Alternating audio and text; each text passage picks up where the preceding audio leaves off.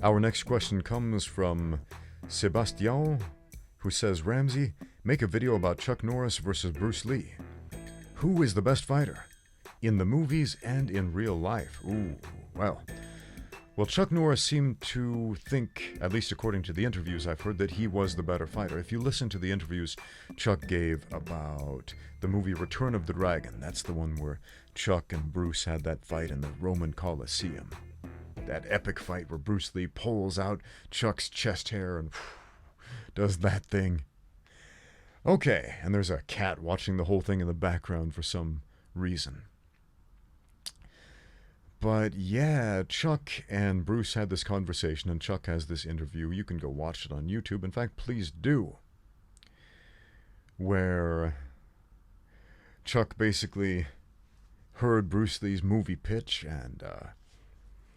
and Chuck said, I see you want to beat the world champion, huh? Kind of joking. And Bruce said, no, I want to kill the world champion. Now, Chuck doesn't come out and say it. He doesn't come out and say, hey, look, I was a real fighter. I actually got in the ring and all that. No, he didn't say that. But it was kind of implied. Now, Chuck outlived Bruce Lee, and he went on to learn a great deal more about martial arts than Bruce Lee ever knew existed during his lifetime. I mean, Chuck now, he's a high-level Brazilian Jiu-Jitsu black belt. He's got black belts in Taekwondo, Tang Sudo, his own style he made up, and all this other stuff. How good was Chuck Norris, though? How good was he? I don't know. I don't know, because if you look at his actual fights, his karate fights, where he was the world champion, it was a different thing. It was a way different thing. It wasn't full contact kickboxing. It wasn't MMA. It wasn't anything like that. It was, I'm tempted to say, a watered down version of point karate, but at the same time, there were some badass dudes who competed in that stuff back in the day. And if we were to measure how good Chuck Norris or those other early karate guys were based on their karate competitions back then, it might be very, very misleading. Because what Chuck was doing in the ring back then was very, very different than what he could have potentially done.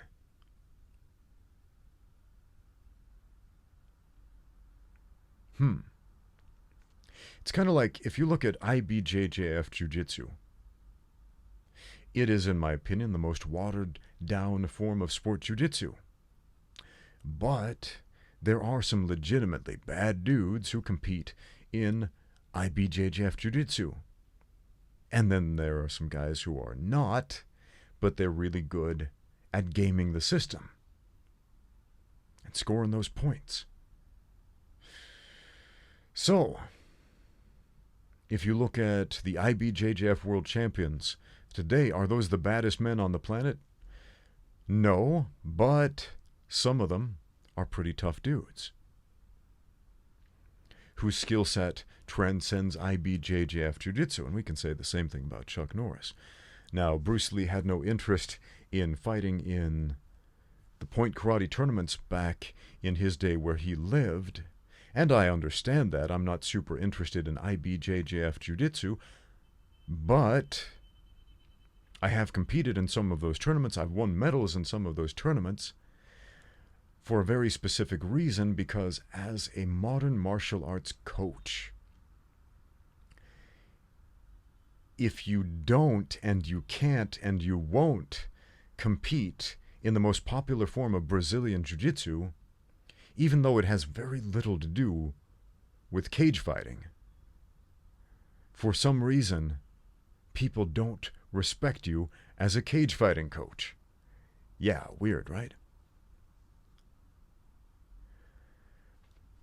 What would we be saying on the internet right now if Bruce Lee had decided that he would compete in those karate tournaments that Chuck Norris did? What if Bruce Lee became a world champion at karate in those touch point tournaments that they were doing back then?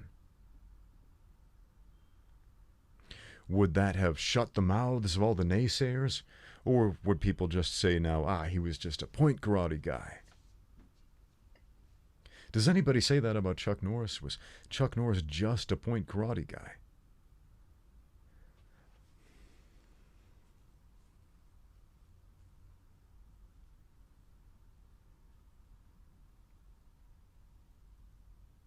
Tough question. But your other question, who was better in the movies? Who was better as far as movie fight choreography? Okay, quick. Name the best Bruce Lee movies. And I bet most of you didn't mention the one he made when he was a kid, which was a Cantonese language remake of the Chinese, no, not the Chinese Connection, of Great Expectations by Charles Dickens. Yes, when Bruce Lee was a child, he was a child actor, and he was a good actor when he was a child. Shockingly good actor as a child. He played Pip, well, whatever they called Pip in Cantonese, but he played the character of Pip in a Cantonese language version of Great Expectations by Charles Dickens. And he did a stellar performance. I bet none of you mentioned that. Why? Because there was no kung fu in it. What did you mention? You mentioned the Chinese Connection, The Big Boss, Game of Death, Enter the Dragon, Return of the Dragon. You guys mentioned those movies because those were Bruce Lee's kung fu movies. Those were his martial arts movies. Those were the ones we remember him for. Because they were awesome.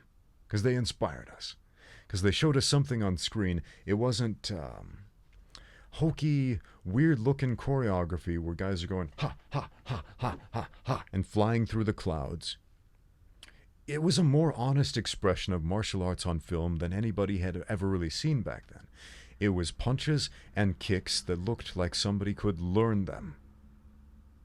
Like an average person, hey, maybe I could learn that. I want to learn that. That kick looks cool. That looks comprehensible. That looks within the realm of possibility of a human being to do. And so we all got on board. All right, quick, name the greatest Chuck Norris movies ever. There are a few hardcore fans out there listing some Chuck Norris movies, I'm sure. Yeah, this one, that one, the other one. And most of you are scratching your heads. Chuck made a lot of movies. He made a number of TV shows. Had a long stint on Walker, Texas Ranger. Every episode had a cool karate fight in it.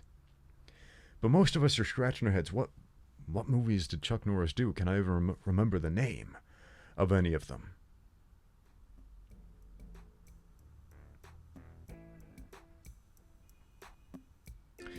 So who made the better movies?